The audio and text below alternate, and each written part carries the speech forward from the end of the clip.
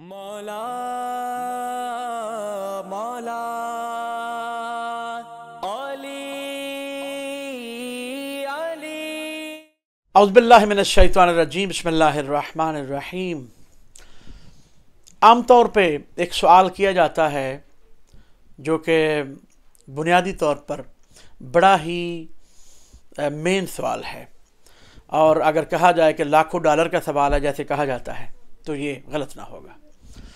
और बहुत दफ़ा देखा गया है कि बहुत सारे इंसान गुनाह करने के बाद सारी जिम्मेदारी शैतान पर डाल देते हैं, और वो ये सवाल ज़्यादा करते हुए नज़र आते हैं कि अल्लाह ने शैतान को मोहलत ही क्यों दी।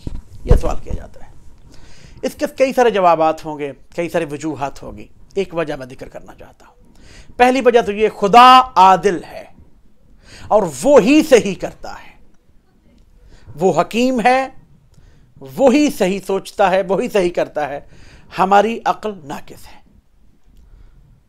इमाम जाफर सादिक अलैहिस्सलाम से पूछा गया कि मौला, अल्लाह ने शैतान रजीम को मोहलत ही क्यों दी? जैसे कुरान पाक में मौजूद है, फ़इन्नका मिनल मुनज़रीना इला यौमिल वक़्तिल मालूम, कि हमने शैतान को वक्त मालूम तक मोहलत दी। तो सवाल हुआ कि क्यों मोहलत क्यों दी?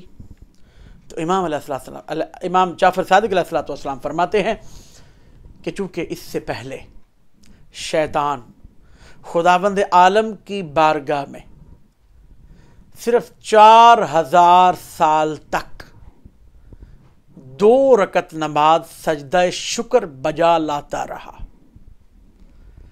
चूँकि उसने नमाज शुक्र बजा लाई थी, उसके अवज़ में खुदावंद आलम ने शैतान को भी मोहलत दे दी।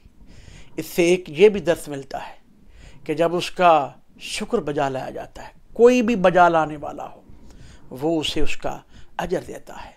जैसे कुरान फरमाता है, लइन शकरतुम लअज़ीदन्नकुम, अगर तुम शुक्र करोगे तो हम ज़्यादा देंगे।